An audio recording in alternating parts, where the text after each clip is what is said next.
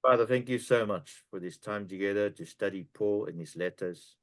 I pray that through our study of Paul and his letters, we will be encouraged to continue on to think evangelistically about saving people, about reaching out of the gospel to save our families, our friends who are still lost. Help us to be so concerned about saving souls that it will be the priority, even in our prayers, that we will not be worried about healing unsaved people, but always pray for their salvation, their soul, rather than their healing. So thank you for this time together. Open our hearts and our minds so that we may learn about Paul and what he did through him. And so be encouraged to continue on to trust in you and to love you and to live for you in Jesus' name. Amen. So Paul, let's start with he was born in 5 AD, and AD I stated there. AD is the in year of our Lord, or Anno Domini. It's important for us to still use AD because to show people that we're still living in the year of Jesus. Jesus is not dead yet because he died, rose again, he's still alive. So this is 2024 in the year of our Lord. That's the year of our Lord because we count the years in the Roman calendar. That's the one we're using from the birth of Jesus. So year zero or year one is supposed to be the year in which Jesus was born. And then, of course, so history is just divided into two main sections: time before Christ and time in the year of our Lord. So Jesus was born around about towards the end or the beginning of 4 BC. We know that because he was born before, while King Herod the Great was still alive. King Herod the Great died in 4 BC. So Jesus was born during his time, and therefore roughly maybe 5 or 4 BC.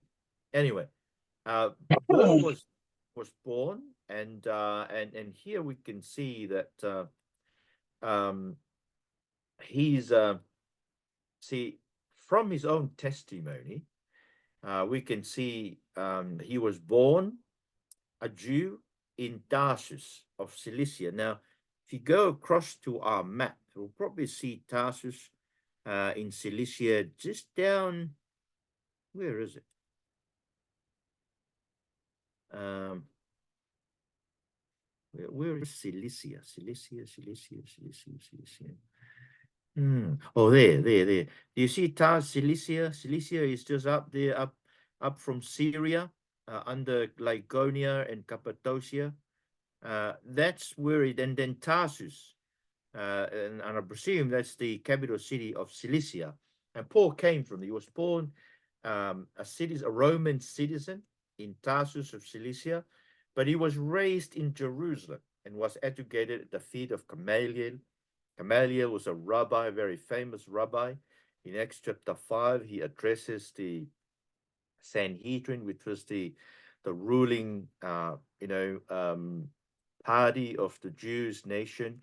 He addressed them about Christianity and told them to let go of the men who were preaching Jesus, because if preaching Jesus was a human activity, it will be dispersed and scattered and be destroyed. But if it's not, then they will be fighting God if they keep on fighting the Christians. Apparently, Paul did not take seriously the advice of his famous teacher, and he continued to persecute the Christians. But there you are.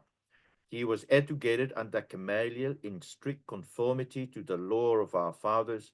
I'm just as zealous for God as any of you here today. So he's just addressing the Jews about his life. And of course, he affirms that I asked them, did God reject his people? That is, you see, because he was teaching the gospel, but the Jews did not believe the gospel. Question is, did God reject his people? That's why they are rejecting Jesus. And he said, no, I'm an Israelite myself, a descendant of Abraham from the tribe of Benjamin. And then once again in Philippians 3:5, he was circumcised on the 8th day of the people of Israel, the tribe of Benjamin, a Hebrew of Hebrews. As to the law, a Pharisee. See, that's the religious party that he belonged. There were two major religious parties, the Sadducees, who did not believe in anything supernatural, anything about the angels and life after. They were the materialists, whereas the Pharisees were the spiritualists because they believe all that. They believe in angels and life after death. So Paul belonged to the Pharisees. His education, well, is mentioned that he studied under Gamaliel in the law, very strict, very strict. The Pharisees were very strict law observers. They, um, they, they're like us. They love the word of God, interpret, live it. They've known me, and so here in 20 X26:5, he said they've known me for a long time and can testify if they're willing that I lived as a Pharisee, adhering to the strictest sect of our religion. Now, a sect is just like a party, a religious party. So the Pharisees were the strictest, like they were the Bible observers, like us in Tongan Evangelical Western Church and in Solwers Church. We really love the Bible. We really love to abide by the Bible. So they were the Pharisees where Paul belonged. And Paul was a top student of his time. See, in Galatians 1:14, he said, I was advancing in Judaism beyond many of my contemporaries, was extremely zealous for the traditions of my father. Do you see? He was the most outstanding student of everyone. His contemporary students were behind him. So he was a very serious believer in Pharisaism and Judaism, the belief of Abraham and his descendants. He was very serious. That's why he persecuted the church. So this is what he said. After he was circumcised, verse 6, as to zeal, persecuting the church, as to righteousness in the law, faultless. So you see, he kept all the law. He was blameless. There was nothing in the law that he didn't observe, everything. You see, even that does not make you worthy of heaven, see, because he had to abandon all that when he was converted. But I think he was also educated in the university, right? Because he shows familiarity with some of the philosophers of his time. He quoted the philosophers when he was speaking in Athens to the philosophers in Athens in Acts 17. So he said, for in him we live and move and have our being, as some of your own poets have said, we are his offspring. And if I click on the little star there, my reference tells me this is probably a quote from the poem Phenomena by Cilician philosopher Aratus. So here's a Cilician philosopher from where Paul came from. So he must have familiarized himself with that, right? In his studies, he even knew rhetoric. Rhetoric is speaking, using eloquence to persuade people.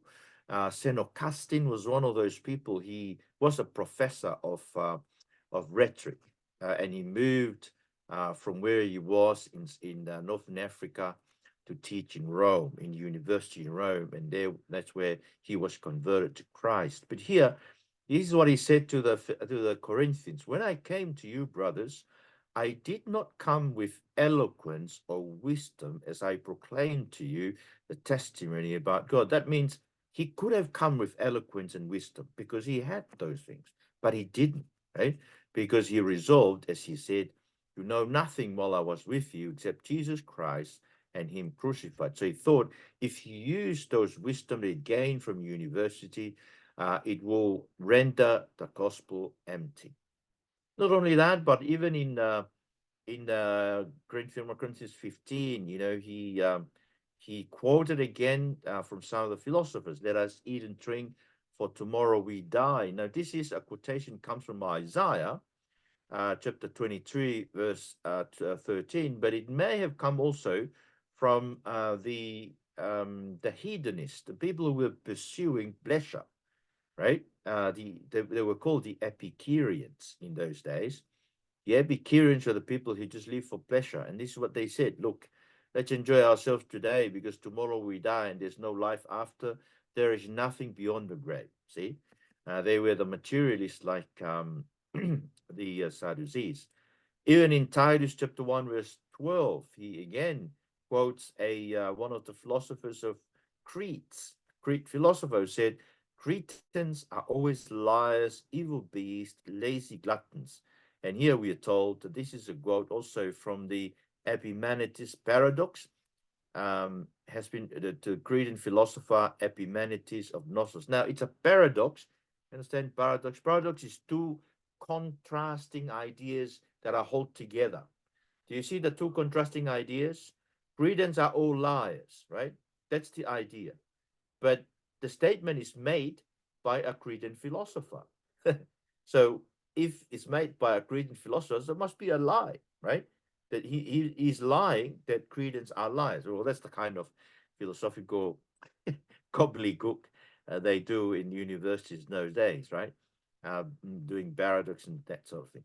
Anyway, and then after his university education, he appeared again when he started persecuting the church. So when they killed Stephen, the first martyr of the church, he was there, right?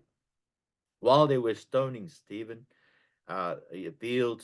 Meanwhile, the witnesses laid their garments at the feet of a young man named Saul. So this is our first introduction to Saul. He was the one who kept all their clothes, and they throw their clothes at him so that they can just throw stones. So it was a huge stoning that they did to Stephen. That's why they wanted to remove the outer clothing.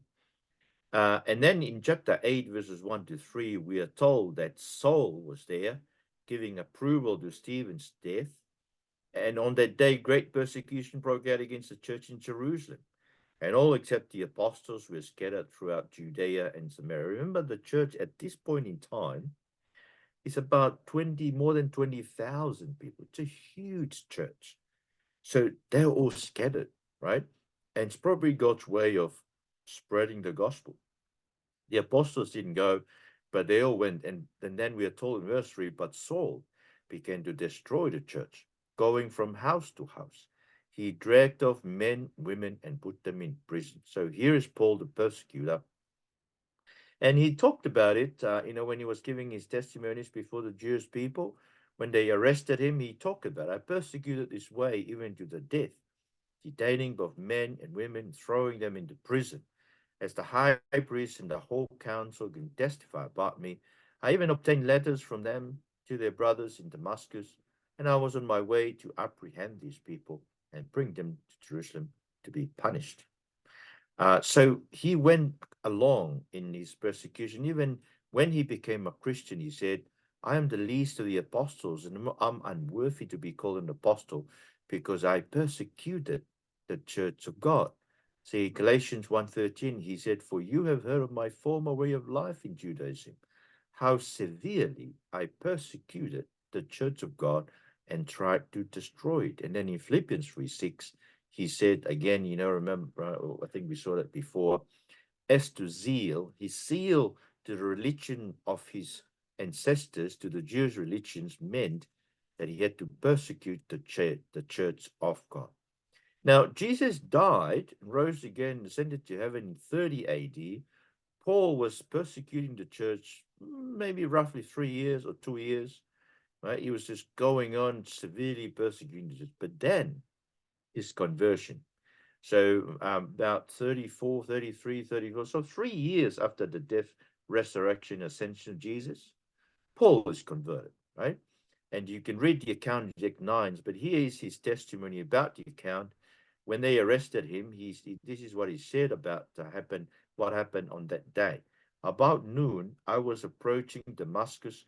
Suddenly, a bright light from heaven flashed around me. I fell to the ground and heard a voice say to me, Saul, Saul, why do you persecute me?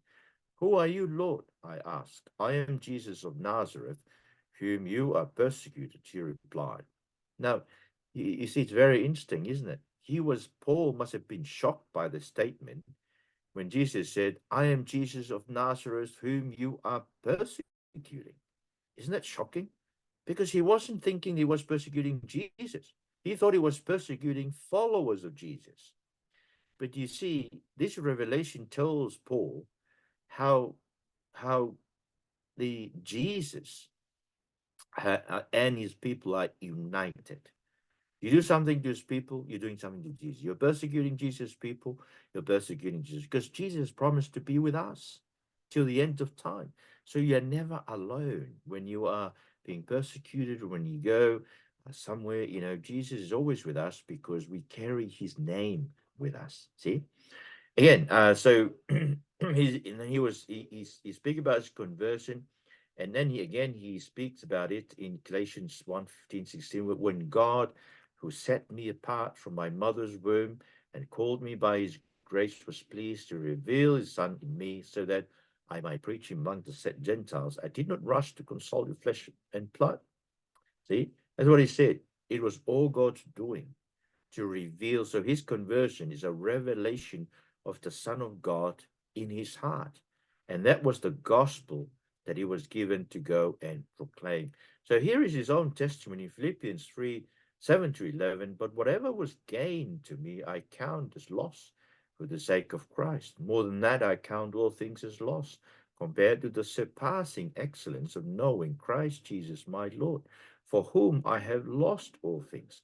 I consider them rubbish, that I may gain Christ and be found in him, not having my own righteousness from the law, but that which is through faith in Christ, the righteousness from God on the basis of faith. I want to know Christ and the power of his resurrection and the fellowship of his sufferings, being conformed to him in his death, and so somehow to attain to the resurrection of the dead. See, everything that he has gained, he count as gain in the past. He's being a Jew, Hebrew of Hebrews, circumcised on the 8th day, being a Pharisee.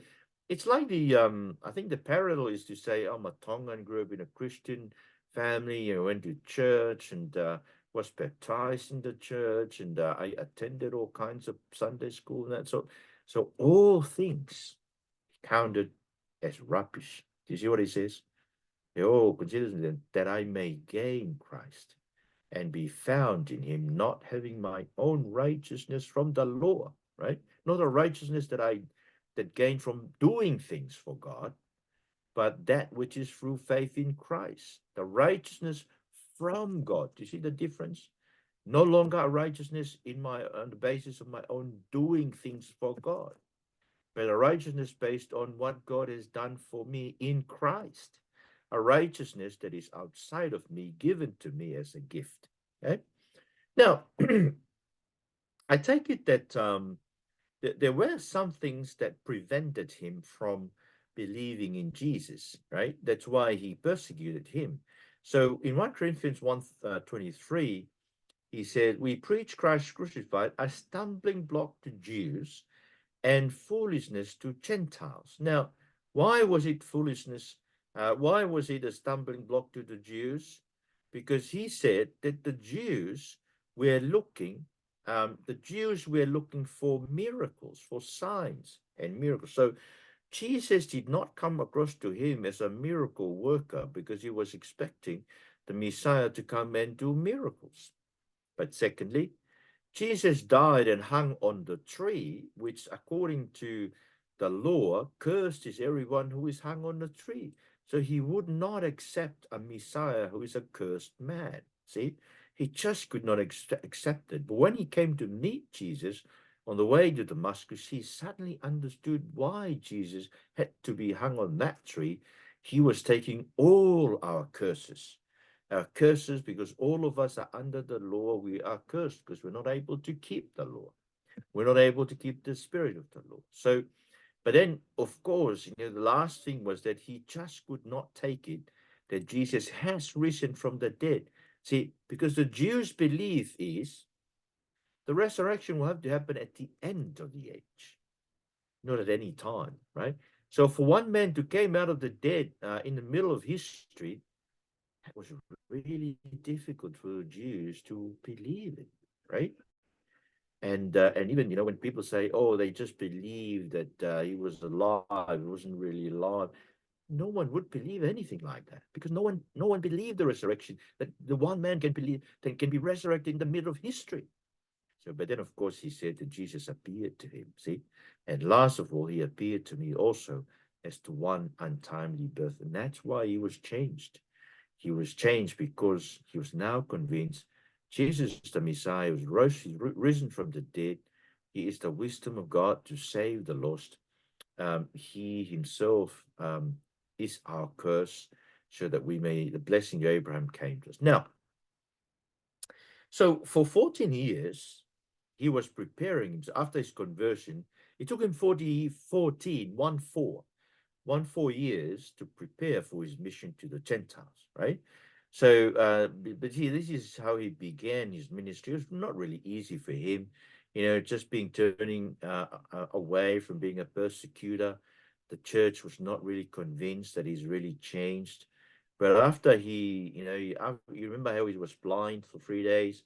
Ananias was sent in to lay hands on him and to open his eyes. And he took some food after 3 days, regained strength, spent several days in Damascus. That's what we know here. And then he went to Arabia. That's what he said in Galatians 1:17. Now, he didn't go up to Jerusalem to the apostles who came before him, but I went to Arabia and later returned to Damascus. Well, he returned to Damascus. And maybe when he returned from Damascus, we don't really know how long he stayed in Arabia. Maybe a long time, maybe a short time. But then he began to proclaim Jesus in the synagogues, declaring he's the Son of God. All who heard him were astounded and asked, "Isn't this the man who wreaked havoc in Jerusalem on those who call on his name? And hasn't he come here to take them as prisoners to the chief priest?" But Saul was empowered all the more, and he confounded the Jews living in Damascus by proving Jesus is the Christ. See, it was really difficult, right? He was not really accepted by the believers because they were still afraid of him. They heard of him. Must have been a very popular persecutor of the church. Everyone everywhere around the area of Jerusalem and Israel heard about his persecution. And of course, while he was preaching, they had to flee for his life. He tells us that this is what happened. He in Damascus, when he was started to teach the gospel in Damascus, after returning from Arabia, the governor under King Aretas secured the city of the Damascenes in order to arrest him. But I was lowered in a basket through a window in the wall and escaped the craft. So he had to run away for his life just in the beginning years of his ministry because they wanted to kill him, right?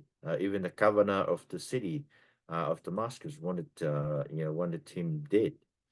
Anyway, but this is the account of his suffering. I think it's very important for us from time to time. Go back and reread his suffering. Are they Hebrews? So he's talking now about those who came with another gospel, another Jesus, a different one. And they were boasting that they were Hebrews and Jews, Israelites. And he's saying, are they Hebrews? So am I. Are they Israelites? So am I. Are they descendants of Abraham? So am I. Are they servants of Christ? I'm speaking like I'm out of my mind, but I'm so much more in harder labor, in more imprisonment, in worse beatings, in frequent danger of death. 5 times I received from the Jews the 40 lashes minus one. Now, if I stop there, the five times, 40 lashes minus one, that means 39 lashes. I'm told that these lashes will just remove some of the flesh from your back, and eventually your back is disfigured. You receive it 5 times. It must have affected the way you walked. Some of his flesh in his back must have been given away. Anyway, 3 times I was beaten with rods. Once I was stoned. 3 times I was shipwrecked. I spent a night and a day in the open sea. In my frequent journeys, I've been in danger from the rivers, from bandits, in danger from my countrymen, from the Gentiles, in danger in the city and in the country, in danger in the sea and among false brothers, in labor and toil, and often without sleep, in hunger and thirst, and often without food, in cold and exposure. Apart from these external trials, I face daily the pressure of my concern for all the churches. Who is weak, and I'm not weak? Who is led into sin, and I do not burn with grief? If I must boast, I will boast of the things that show my weakness. You see, this is a man who was persecuted throughout his ministry. I mean, you think about it. If we undergo suffering for Jesus, we would question whether, is Jesus still for us, isn't it? But you see, he was sustained by the love of Jesus and by his assurance that Jesus is for us. And even these persecutions, nothing can go against us. Then, of course, he was, so he had to flee and he went back to Tarsus. And then he came back to Jerusalem, right? So he said in Galatians 1:18, only after 3 years did I go up to Jerusalem to confer with Cephas, and I stayed with him 15 days. But I saw none of the other apostles except James, the Lord's brother. So he went up and he met Peter and James, stayed with Peter for 14 days. Maybe that's where, this is where he heard about what Jesus had done. 14 days lecture about Jesus every day from Peter. And when you read through his letters, as we shall see, you can see he's familiar with what happened to Jesus. Must be because of what Peter told him. And he met Peter and James. Then he had to flee again from Jerusalem because he was persecuted by the Hellenists. He had to flee again and he went to Tarsus. So here is what he said. He stayed there, moving about freely in Jerusalem, speaking boldly in the name of the Lord. He talked and debated with the Grecian Jews. So these were called the Hellenists, right? They were Jews, were converted from Hellenism to Judaism. They tried to kill him. When the brothers learned of this, they took him down to Caesarea, sent him off to Tarsus. So he ended up in Tarsus, spent most of his times in Tarsus, where he ministered, he evangelized the people. See, that's what he says. Galatians. Later, I went to the region from the to regions of Syria and Cilicia. So he spent most of his time in his hometown in Tarsus, right? From 36 to 47, roughly about maybe 8 to 10 years, he was evangelizing at home to his own people. I think it's a good thing. He practices his preaching there. He's preaching gospel. He's preaching his own people. I think it's good for us to prioritize our families, relatives, friends in preaching the gospel and in praying for them to be saved. That's what he did. Uh, he may have faced suffering in that because it is what he said in the passage I read to you before. He said, I was in danger from my own people. Where is it? Out of my mind, brought around 5 times, speed, danger in rivers, danger from band, in danger from my countrymen. See, his own countrymen, he must have been in danger from people in Tarsus.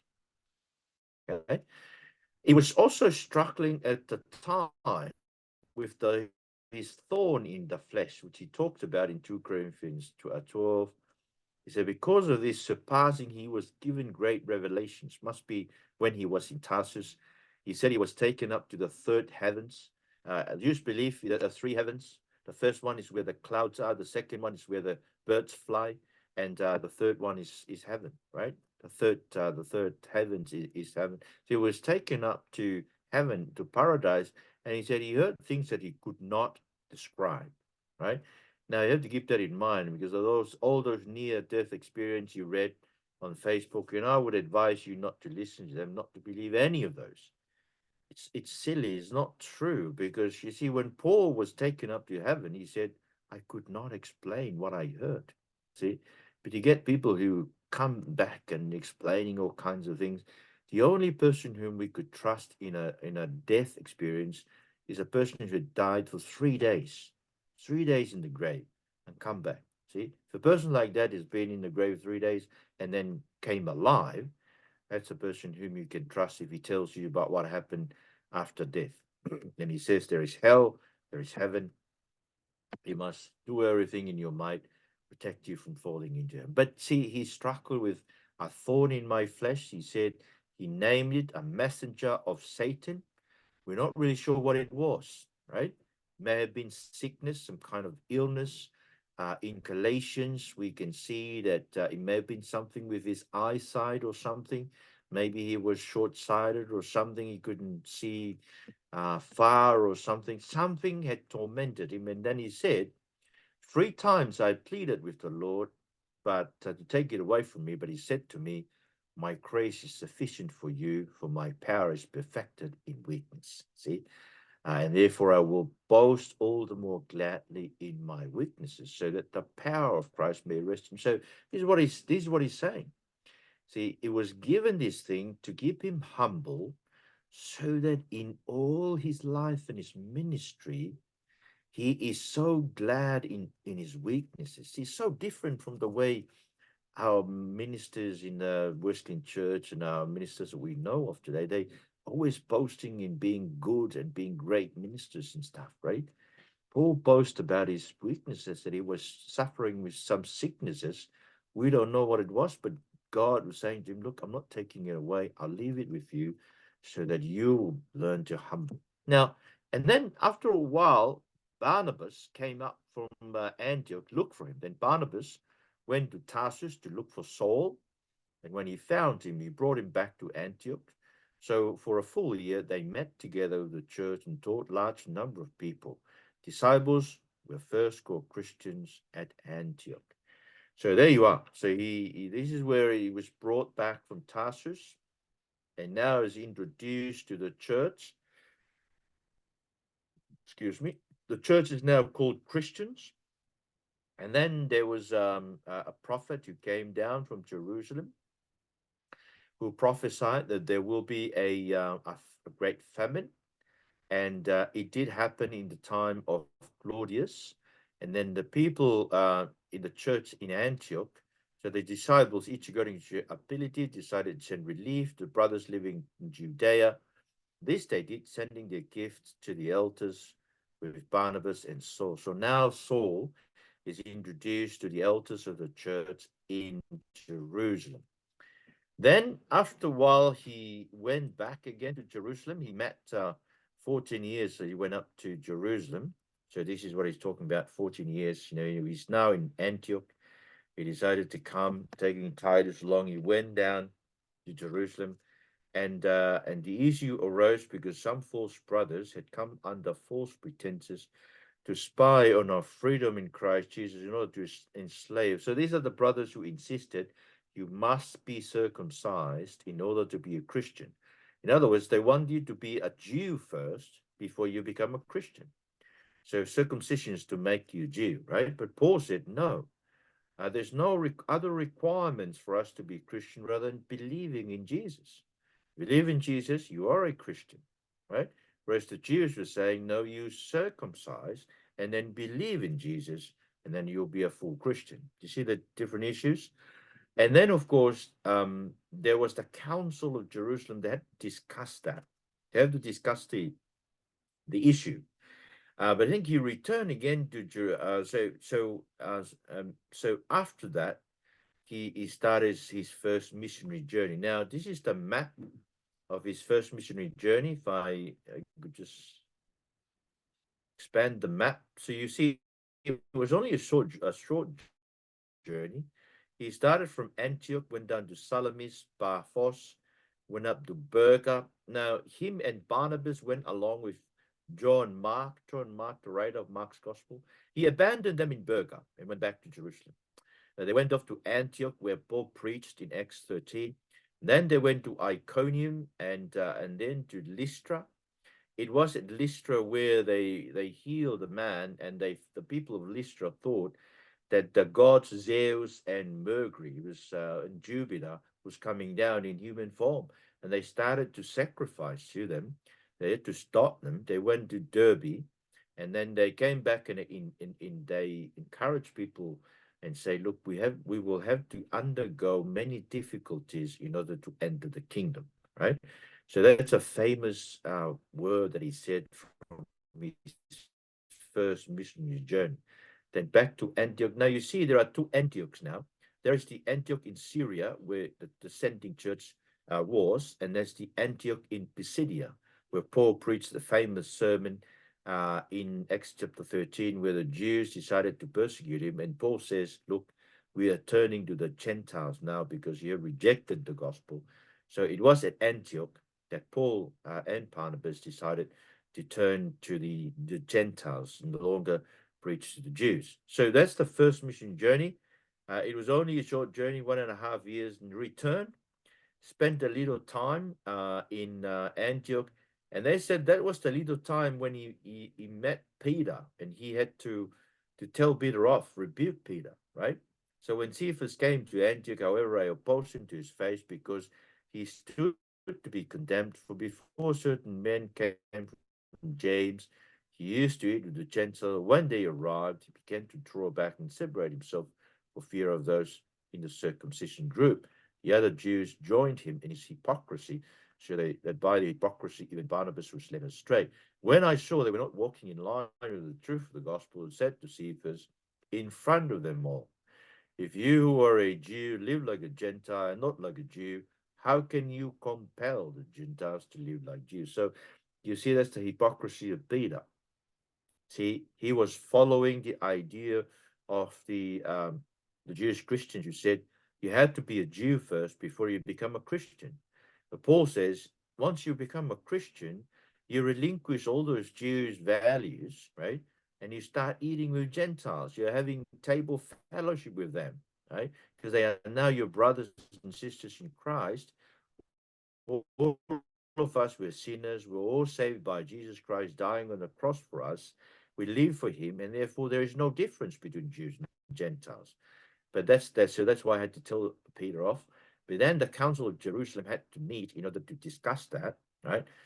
Considering how the Gentiles should become Christians. Should they be circumcised first? And I think at the end, they decided no. The Gentiles need not to be circumcised first. They need to believe in Jesus. Then they sent a letter saying there are certain things that they have to avoid. Right? Things like meat with blood on it, things like that. They have to avoid those things. But they don't need to be circumcised to become Jews. So the church wrote a letter and sent it to the churches via Paul and Barnabas. See, so the men were sent off, went down to Antioch, where they assembled the congregation, delivered the letter, and when the people read it, they rejoiced in its encouraging message. Judas and Silas, who themselves were prophets, said much to encourage and strengthen the brothers. After spending some time there, they were sent off by the brothers in peace to return to those who had sent them. But Paul and Barnabas remained in Antioch, along with many others, teaching and preaching the word of God. So there he remained in there, and then after that, he decided to go back again to the mission field. Sometimes later, Paul said to Barnabas, let us go back and visit the brothers in every town where we proclaim the word of the Lord to see how they are doing. Barnabas wanted to take John also called Mark, but Paul thought it best not to take him because he had deserted them in Pamphylia and had not accompanied them in the work. Their disagreement was so sharp that they parted company. Barnabas took Mark and sailed to Cyprus, but Paul chose Silas and left, commended by the brothers to the grace of the Lord. And so he traveled through Syria and Cilicia, strengthening the churches. So that's the second missionary journey. So here it is. Okay, so he went up. He went from Antioch. So he went across Cilicia, Pisidia, the Galatian, and eventually end up in Troas. We're told that the Spirit did not allow them to go to Mysia, this area here. So, but then this is where they tramped and they saw somebody waving at them to come over to Macedonia. So they sailed across the Aegean Sea, got to Philippi. It was at Philippi. I remember they went across on a Sunday and they spoke with some women near a river. And one of the women who was there was Lydia from the city of Tartara. He was selling red scalp and her heart. But he was in Philippi. They were also imprisoned, and that's where they sang. Paul and Silas into the midnight, and the prison was open, and the prison guard became a Christian, right? And so he took them in, and he dressed them because they were beaten. He dressed them up, and then he gave them food. They went to Lydia's house, and then, but you see, in Philippi, they went down to Thessalonica. In Thessalonica, they were persecuted so much they had to flee to Berea. The Bereans, we're told in Acts 17, were good because they examined what Paul said with their Bibles, right? We should be Bereans all the time. We study the Bible when we sit listening to people preaching, especially when you're hearing, listening to preach, even to my preaching. Check it with the Word of God, right? If it's not in the Word of God, turn it off. It's a waste of your time. Life is not, life is short for us to listen around those rubbish the people are propagating in the internet. Then he went down from Berea. They were persecuted again by the same mob from Thessalonica. I'm just talking here about what I remember from Acts 16, Acts 17. He went down to Athens. So Athens is where I showed you before. It's where he spoke in the University of Athens it was called the Areopagus in those days. And then from Athens he went to Corinth. Right? In Corinth he stayed for 1 year and 6 months, 1.5 years, because of a vision he got from God to stay in the city. He went to Caesarea, and that's where he had a haircut.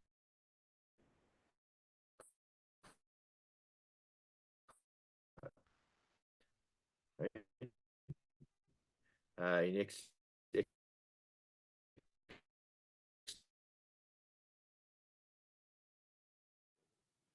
Pastor, you're cutting out a little. sorry, what happened? No, we couldn't hear you for a bit. All right, is it okay now? Yep. Okay now. Yep. Sorry about that. So so we ended to Athens, Corinth, Caesarea, where he had a haircut because of some oath that he had. He may have had an oath, and he left his hair long. So long hair is not it's a disgrace for a man, right? To have a long hair. My internet connection. Is my connection okay? Do you still hear me? You still able to hear Yes. me? Oh, good. Yes. It says to me to be done.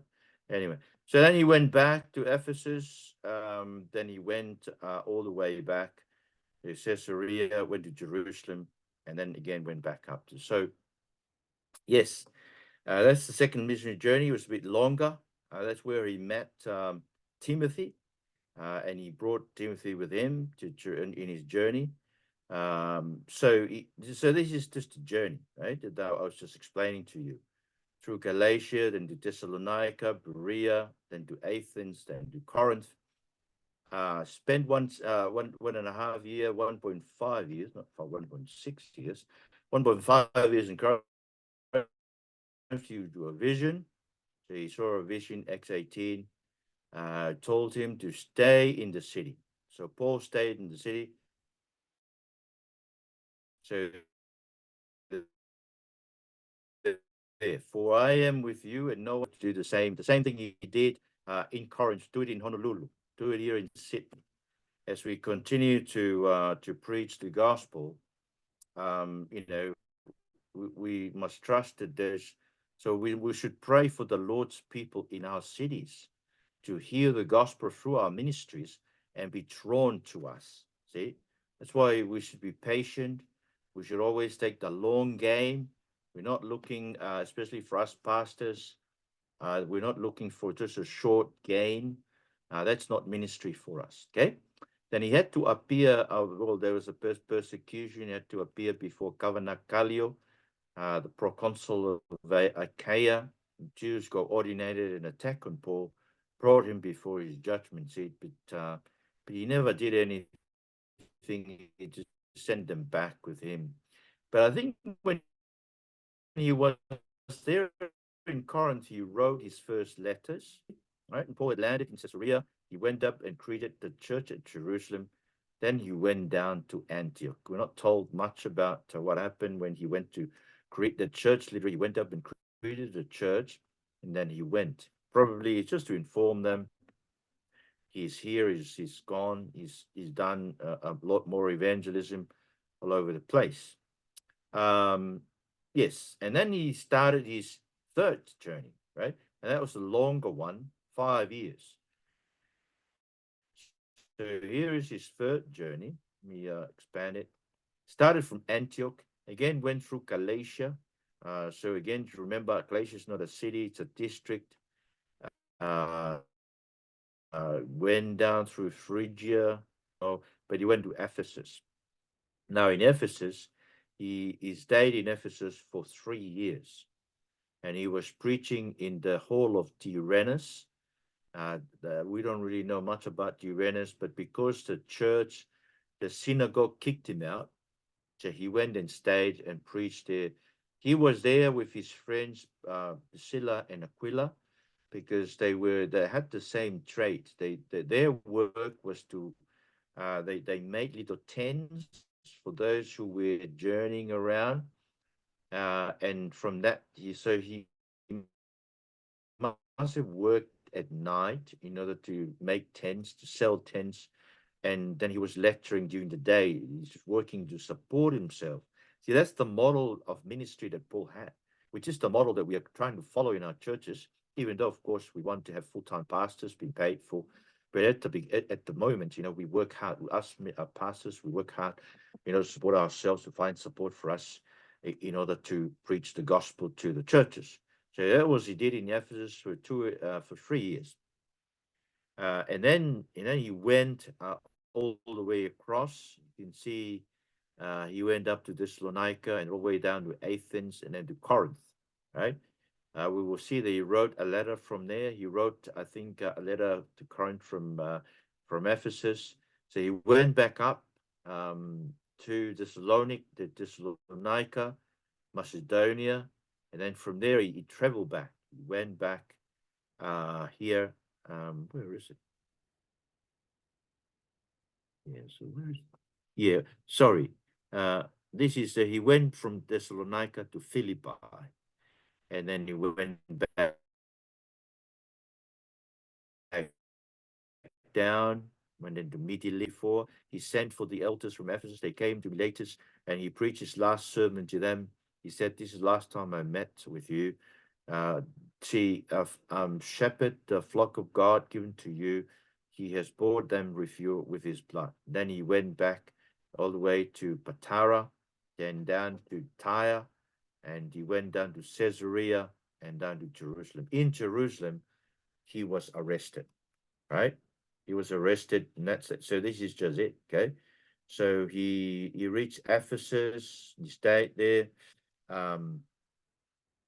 For 3 years, wrote Corinthians from Ephesus, paid a painful visit to Corinth from Ephesus, then returned to Ephesus, wrote a letter with tears to Corinth, which is lost.